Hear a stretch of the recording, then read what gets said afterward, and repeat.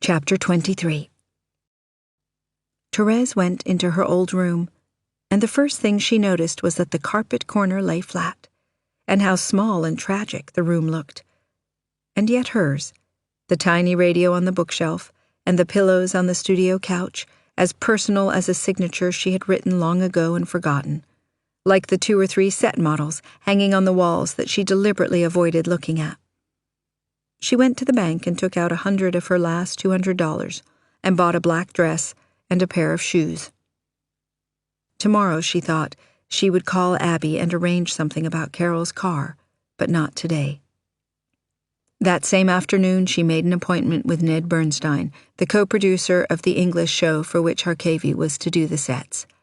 She took 3 of the models she had made in the West, and also the small rain photographs to show him. An apprentice job with Harkavy, if she got it, wouldn't pay enough to live on, but there were other sources, other than department stores anyway. There was television, for instance.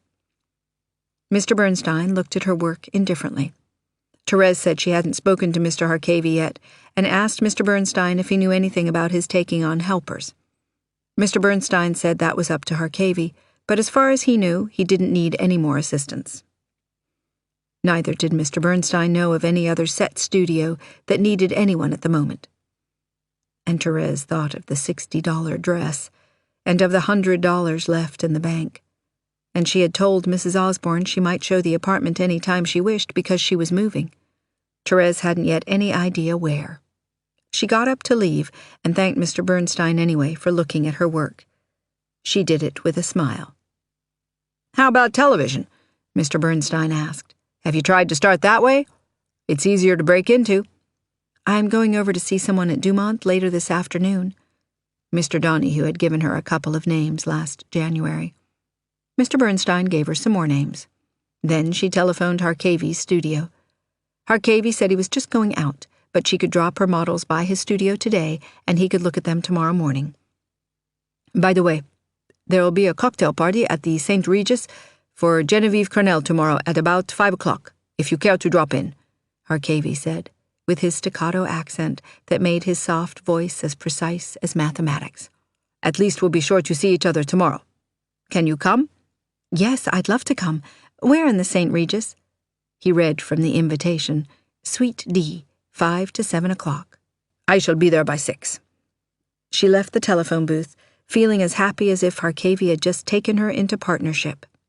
She walked the 12 blocks to his studio and left the models with a young man there, a different young man from the one she had seen in January.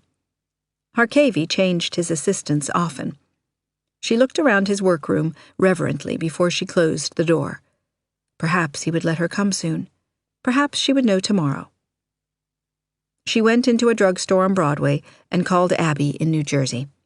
Abby's voice was entirely different from the way it had sounded in Chicago. Carol must be much better, Therese thought, but she did not ask about Carol. She was calling to arrange about the car. "I can come and get it if you want me to," Abby said, "but why don't you call Carol about it? I know she'd like to hear from you." Abby was actually bending over backwards. Well, Therese didn't want to call her. But what was she afraid of? Carol's voice? Carol herself? "All right, I'll take the car to her, unless she doesn't want me to. In that case, I'll call you back." "When? This afternoon?" "Yes, in a few minutes." Therese went to the door of the drugstore and stood there for a few moments, looking out at the Camel advertisement with the giant face puffing smoke rings like gigantic donuts, at the low-slung, sullen-looking taxis maneuvering like sharks in the after-matinee rush, at the familiar hodgepodge of restaurant and bar signs, awnings, front steps and windows, that reddish-brown confusion of the side street that was like hundreds of streets in New York. She remembered walking in a certain street in the West 80s once, the brownstone fronts, overlaid and overlaid with humanity, human lives, some beginning and some ending there, and she remembered the sense of oppression it had given her, and how she had hurried through it to get to the avenue. Only 2 or 3 months ago. Now the same kind of street filled her with a tense excitement, made her want to plunge headlong into it, down the sidewalk with all the signs and theater marquees and rushing, bumping people. She turned and walked back to the telephone booths. A moment later, she heard Carol's voice. "When did you get in, Therese?" There was a brief, fluttering shock at the first sound of her voice, and then nothing. "Yesterday. How are you? Do you still look the same?" Carol sounded repressed, as if someone might be with her, but Therese was sure there was no one else. "Not exactly. Do you?" Carol waited. "You sound different." "I am." "Am I going to see you? Or don't you want to?" "Once." It was Carol's voice, but the words were not hers. The words were cautious and uncertain. "What about this afternoon? Have you got the car?" "I've got to see a couple of people this afternoon. There won't be time." When had she ever refused Carol when Carol wanted to see her? "Would you like me to drive the car out tomorrow?"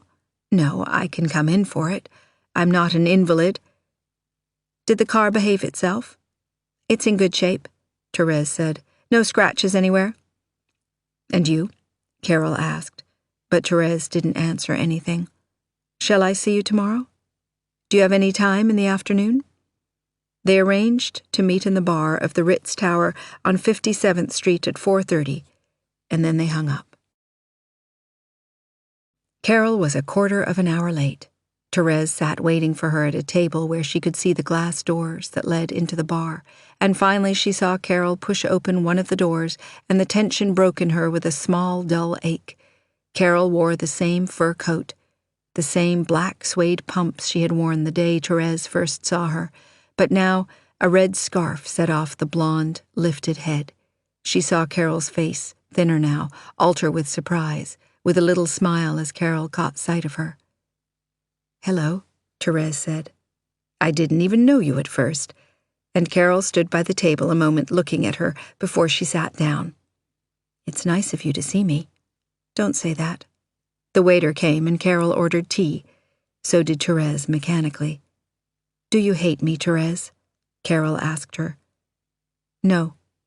Therese could smell Carol's perfume faintly, that familiar sweetness that was strangely unfamiliar now because it did not evoke what it had once evoked. She put down the match cover she had been crushing in her hand. "How can I hate you, Carol?" "I suppose you could.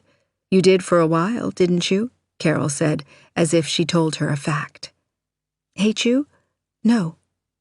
"Not quite," she might have said, but she knew that Carol's eyes were reading it in her face. "And now you're all grown up, with grown-up hair and grown-up clothes."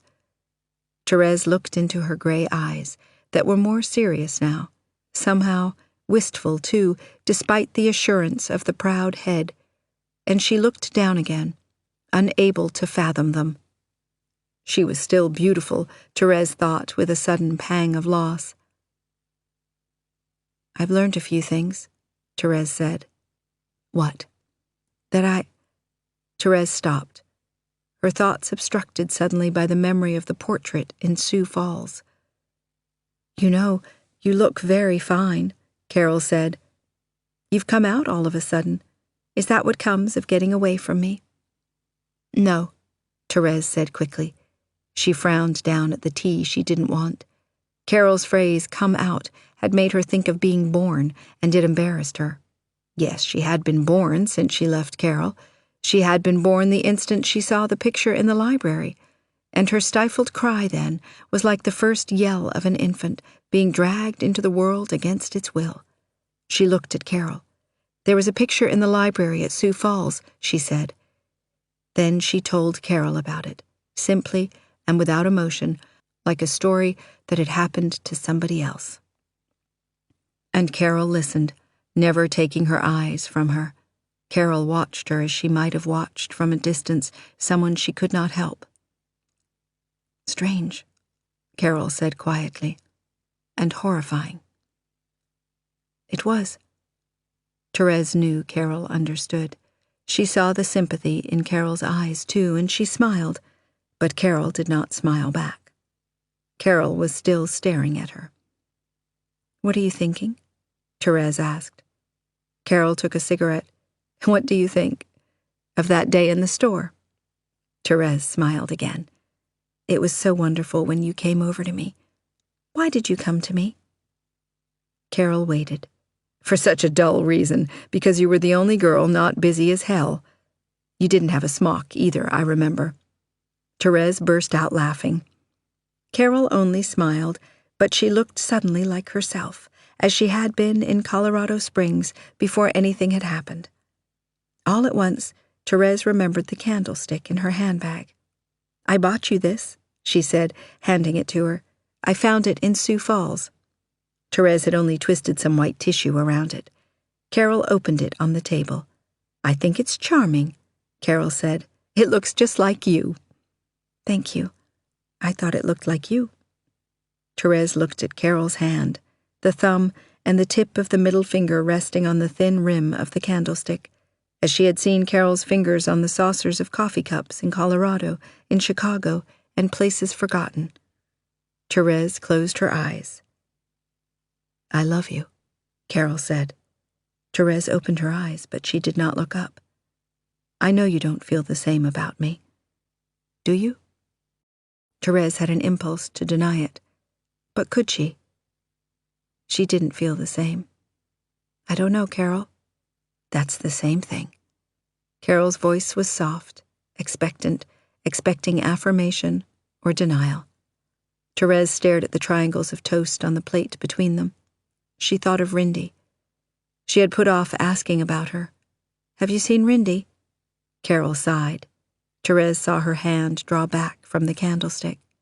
Yes, last Sunday for an hour or so. I suppose she can come and visit me a couple of afternoons a year, once in a blue moon. I've lost completely. I thought you said a few weeks of the year. Well, a little more happened, privately between Harge and me. I refused to make a lot of promises he asked me to make, and the family came into it too. I refused to live by a list of silly promises they'd made up, like a list of misdemeanors, even if it did mean that they'd lock Rindy away from me as if I were an ogre. And it did mean that.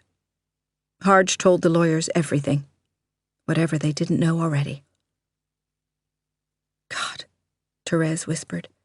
She could imagine what it meant. Rindy visiting one afternoon, accompanied by a staring governess who had been forewarned against Carol, told not to let the child out of her sight probably, and Rindy would soon understand all that. What would be the pleasure in a visit at all? Harge, Therese did not want to say his name. Even the court was kinder, she said. As a matter of fact, I didn't promise very much in court. I refused there, too. Therese smiled a little in spite of herself, because she was glad Carol had refused, that Carol had still been that proud. But it wasn't a court, you know. Just a round-table discussion. Do you know how they made the recording in Waterloo? They drove a spike into the wall, probably just about as soon as we got there. A spike? I remember hearing somebody hammering something. I think it was when we just finished in the shower. Do you remember? No. Carol smiled. A spike that picks up sound like a dictaphone. He had the room next to us. Therese didn't remember the hammering, but the violence of all of it came back, shattering, destroying. It's all over, Carol said. You know, I'd almost prefer not to see Rindy at all anymore. I'm never going to demand to see her if she stops wanting to see me. I'll just leave that up to her. I can't imagine her ever not wanting to see you. Carol's eyebrows lifted. Is there any way of predicting what Harge can do to her? Therese was silent. She looked away from Carol and saw a clock. It was 5:35. She should be at the cocktail party before 6, she thought, if she went at all. She had dressed for it, in the new black dress with the white scarf, in her new shoes, with her new black gloves. And how unimportant the clothes seemed now. She thought suddenly of the green woolen gloves that Sister Alicia had given her. Were they still in the ancient tissue at the bottom of her trunk? She wanted to throw them away. One gets over things, Carol said. Yes. Harge and I are selling the house, and I've taken an apartment up on Madison Avenue, and a job, believe it or not. I'm going to work for a furniture house on 4th Avenue as a buyer. Some of my ancestors must have been carpenters." She looked at Therese. "Anyway, it's a living, and I'll like it. The apartment's a nice big one. Big enough for 2. I was hoping you might like to come and live with me. But I guess you won't." Therese's heart took a jump, exactly as it had when Carol had telephoned her that day in the store. Something responded in her against her will, made her feel happy all at once and proud. She was proud that Carol had the courage to do such things, to say such things, that Carol always would have the courage. She remembered Carol's courage facing the detective on the country road. Therese swallowed, trying to swallow the beating of her heart. Carol had not even looked at her. Carol was rubbing her cigarette end back and forth in the ashtray. To live with Carol. Once that had been impossible, and had been what she wanted most in the world. To live with her and share everything with her, summer and winter, to walk and read together, to travel together. And she remembered the days of resenting Carol, when she had imagined Carol asking her this, and herself answering no. "Would you?" Carol looked at her. Therese felt she balanced on a thin edge. The resentment was gone now. Nothing but the decision remained now. A thin line suspended in the air, with nothing on either side to push her or pull her. But on the one side, Carol, and on the other an empty question mark. On the one side, Carol, and it would be different now because they were both different. It would be a world as unknown as the world just past had been when she first entered it. Only now there were no obstacles. Therese thought of Carol's perfume that today meant nothing. A blank to be filled in, Carol would say. "Well," Carol said, smiling, impatient. "No," Therese said. "No, I don't think so." "Because you would betray me again." That was what she had thought in Sioux Falls, what she had intended to write or say. But Carol had not betrayed her. Carol loved her more than she loved her child. That was part of the reason why she had not promised. She was gambling now as she had gambled on getting everything from the detective that day on the road, and she lost then too. And now she saw Carol's face changing, saw the little signs of astonishment and shock, so subtle that perhaps only she in the world could have noticed them, and Therese could not think for a moment. "That's your decision," Carol said. "Yes." Carol stared at her cigarette lighter on the table. "That's that." Therese looked at her, wanting still to put out her hands, to touch Carol's hair and to hold it tight in all her fingers. Hadn't Carol heard the indecision in her voice? Therese wanted suddenly to run away, to rush quickly out the door and down the sidewalk. It was 5:45. "I've got to go to a cocktail party this afternoon. It's important because of a possible job. Harkavey's going to be there." Harkavey would give her some kind of a job, she was sure. She had called him at noon today about the models she had left at his studio. Harkavey had liked them all. "I got a television assignment yesterday, too." Carol lifted her head, smiling. "My little big shot. Now you look like you might do something good. Do you know even your voice is different?" "Is it?" Therese hesitated, finding it harder and harder to sit there. "Carol, you could come to the party if you want to. It's a big party in a couple of rooms at a hotel, welcoming the woman who's going to do the lead in Harkavey's play. I know they wouldn't mind if I brought someone." And she didn't know quite why she was asking her, why Carol would possibly want to go to a cocktail party now any more than she did. Carol shook her head. "No thanks, darling. You'd better run along by yourself. I've got a date at the Elysée in a minute, as a matter of fact." Therese gathered her gloves and her handbag in her lap. She looked at Carol's hands, the pale freckles sprinkled on their backs. The wedding ring was gone now. And at Carol's eyes. She felt she would never see Carol again. In 2 minutes, less, they would part on the sidewalk. "The car's outside, out in front to the left, and here's the keys." "I know, I saw it." "Are you going to stay on?" Therese asked her. "I'll take care of the check." "I'll take care of the check," Carol said. "Go on if you have to." Therese stood up. She couldn't leave Carol sitting here at the table where their 2 teacups were, with the ashes of their cigarettes in front of her. "Don't stay. Come out with me." Carol glanced up with a kind of questioning surprise in her face. "All right," she said. "There are a couple of things of yours out at the house. Shall I—" "It doesn't matter," Therese interrupted her. "And your flowers? Your plants?" Carol was paying the check the waiter had brought over. "What happened to the flowers I gave you?" "The flowers you gave me. They died."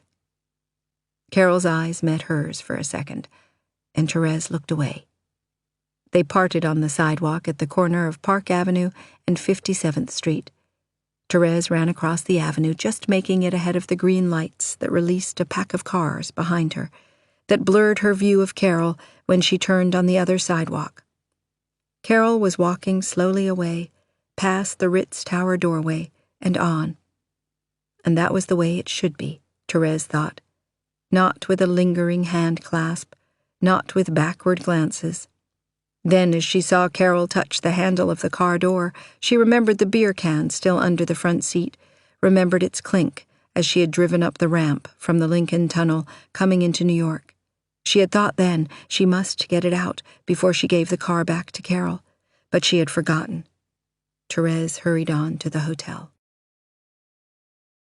People were already spilling out of the 2 doorways into the hall, and a waiter was having difficulty pushing his rolling table of ice buckets into the room. The rooms were noisy, and Therese did not see Bernstein or Harkavy anywhere. She didn't know anyone, not a soul, except one face, a man she had talked to months ago, somewhere about a job that didn't materialize. Therese turned around. A man poked a tall glass into her hand. "Mademoiselle," he said with a flourish, "are you looking for one of these?" "Thank you." She didn't stay with him. She thought she saw Mr. Bernstein over in the corner. There were several women with big hats in the way. "Are you an actress?" the same man asked her, thrusting with her through the crowd. "No, a set designer." It was Mr. Bernstein, and Therese sidled between a couple of groups of people and reached him. Mr. Bernstein held out a plump, cordial hand to her and got up from his radiator seat. "Miss Bellivet," he shouted. "Mrs. Crawford, the makeup consultant." "Let's not talk business," Mrs. Crawford shrieked.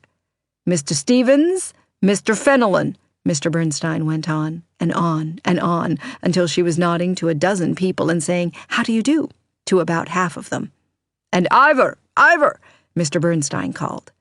There was Harkavy, a slim figure with a slim face and a small mustache, smiling at her, reaching a hand over for her to shake. "Hello," he said. "I'm glad to see you again." "Yes, I liked your work. I see your anxiety." He laughed a little. "Enough to let me squeeze in?" she asked. "You want to know?" he said, smiling. "Yes, you can squeeze in. Come up to my studio tomorrow at about 11? Can you make that?" "Yes."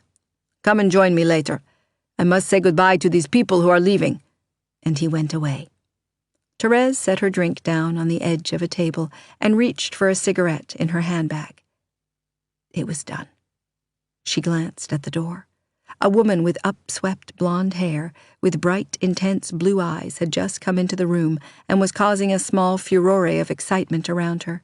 She had quick, positive movements as she turned to greet people, to shake hands, and suddenly Therese realized she was Genevieve Cornell, the English actress who was to play the lead. She looked different from the few stills Therese had seen of her. She had the kind of face that must be seen in action to be attractive.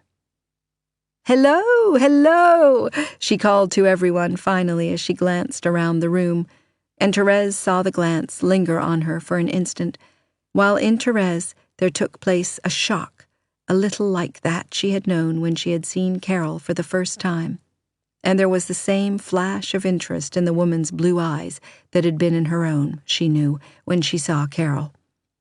And now it was Therese who continued to look, and the other woman who glanced away and turned around. Therese looked down at the glass in her hand and felt a sudden heat in her face and her fingertips, the rush inside her that was neither quite her blood nor her thoughts alone. She knew before they were introduced that this woman was like Carol, and she was beautiful, and she did not look like the picture in the library. Therese smiled as she sipped her drink. She took a long pull at the drink to steady herself.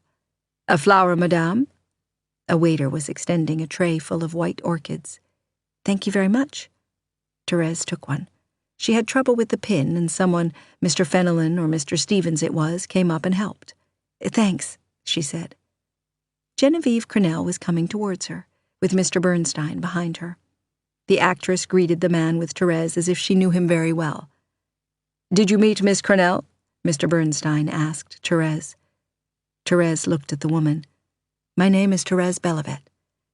She took the hand the woman extended. "How do you do? So you're the set department?" "No, only part of it." She could still feel the hand clasp when the woman released her hand. She felt excited, wildly and stupidly excited. "Isn't anybody going to bring me a drink?" Miss Crenell asked anybody. Mr. Bernstein obliged. Mr. Bernstein finished introducing Miss Crenell to the people around him who hadn't met her. Therese heard her tell someone that she had just gotten off a plane and that her luggage was piled in the lobby, and while she spoke, Therese saw her glance at her a couple of times past the men's shoulders. Therese felt an exciting attraction in the neat back of her head, in the funny, careless lift of her nose at the end, the only careless feature of her narrow, classic face. Her lips were rather thin. She looked extremely alert and imperturbably poised. Yet Therese sensed that Genevieve Crenell might not talk to her again at the party for the simple reason that she probably wanted to. Therese made her way to a wall mirror and glanced to see if her hair and her lipstick were still all right. "Therese," said a voice near her, "do you like champagne?" Therese turned and saw Genevieve Crenell. "Of course." "Of course. Well, toddle up to 619 in a few minutes. That's my suite. We're having an inner circle party later." "I feel very honored," Therese said. "So don't waste your thirst on highballs. Where did you get that lovely dress?" "Bonwitz. It's a wild extravagance." Genevieve Crenell laughed. She wore a blue woolen suit that actually looked like a wild extravagance. "You look so young. I don't suppose you'll mind if I ask how old you are?" "I'm 21. She rolled her eyes. Incredible. Can anyone still be only 21? People were watching the actress. Therese was flattered, terribly flattered, and the flattery got in the way of what she felt or might feel about Genevieve Crenell. Miss Crenell offered her cigarette case. "For a while I thought you might be a minor." "Is that a crime?" The actress only looked at her, her blue eyes smiling over the flame of her lighter. Then, as the woman turned her head to light her own cigarette, Therese knew suddenly that Genevieve Crenell would never mean anything to her, nothing apart from this half hour at the cocktail party, that the excitement she felt now would not continue, and not be evoked again at any other time or place. What was it that told her? Therese stared at the taut line of her blonde eyebrow as the first smoke rose from the cigarette, but the answer was not there. And suddenly a feeling of tragedy, almost of regret, filled Therese. "Are you a New Yorker?" Miss Crenell asked her. "Vivi!" The new people who had just come in the door surrounded Genevieve Crenell and bore her away. Therese smiled again and finished her drink, felt the first soothing warmth of the scotch spreading through her. She talked with a man she had met briefly in Mr. Bernstein's office yesterday, and with another man she didn't know at all, and she looked at the doorway across the room, the doorway that was an empty rectangle at that moment, and she thought of Carol. It would be like Carol to come after all, to ask her once more, or rather, like the old Carol, but not like this one. Carol would be keeping her appointment now at the Elysee bar. With Abby? With Stanley McVee? Therese looked away from the door as if she were afraid Carol might appear, and she would have to say again, no. Therese accepted another highball, and felt the emptiness inside her slowly filling with the realization she might see Genevieve Crenell very often if she chose, and though she would never become entangled, might be loved herself. One of the men beside her asked, "Who did the sets for The Lost Messiah, Therese? Do you remember?" "Blanchard?" she answered out of nowhere, because she was still thinking of Genevieve Cornell, with a feeling of revulsion, of shame for what had just occurred to her, and she knew it would never be. She listened to the conversation about Blanchard and someone else, even joined in, but her consciousness had stopped in a tangle where a dozen threads crossed and knotted. One was Danny. One was Carol. One was Genevieve Cornell. One went on and on out of it, but her mind was caught at the intersection. She bent to take a light for her cigarette and felt herself fall a little deeper into the network, and she clutched at Danny. But the strong black thread did not lead anywhere. She knew as if some prognostic voice were speaking now that she would not go further with Danny. And loneliness swept over her again like a rushing wind, mysterious as the thin tears that covered her eyes suddenly, too thin to be noticed, she knew, as she lifted her head and glanced at the doorway again. "Don't forget," Genevieve Cornell was beside her, patting her arm, saying quickly, 6:19. "We're adjourning." She started to turn away and came back. "You are coming up? Harkavey's coming up too." Therese shook her head. Thanks, I thought I could, but I remember I've got to be somewhere else." The woman looked at her quizzically. "What's the matter, Therese? Did anything go wrong?" "No," she smiled, moving towards the door. "Thanks for asking me. No doubt I'll see you again." "No doubt," the actress said. Therese went into the room beside the big one and got her coat from the pile on the bed. She hurried down the corridor towards the stairs, past the people who were waiting for the elevator, among them Genevieve Cornell, and Therese didn't care if she saw her or not, as she plunged down the wide stairs as if she were running away from something. Therese smiled to herself. The air was cool and sweet on her forehead, made a feathery sound like wings past her ears, and she felt she flew across the streets and up the curbs, towards Carol. And perhaps Carol knew at this moment, because Carol had known such things before. She crossed another street, and there was the Elysee awning. The head waiter said something to her in the foyer, and she told him, "I'm looking for somebody," and went on to the doorway.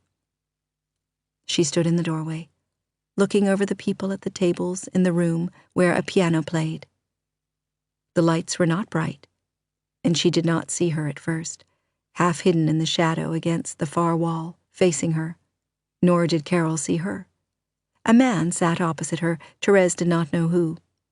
Carol raised her hand slowly and brushed her hair back, once on either side, and Therese smiled because the gesture was Carol, and it was Carol she loved, and would always love.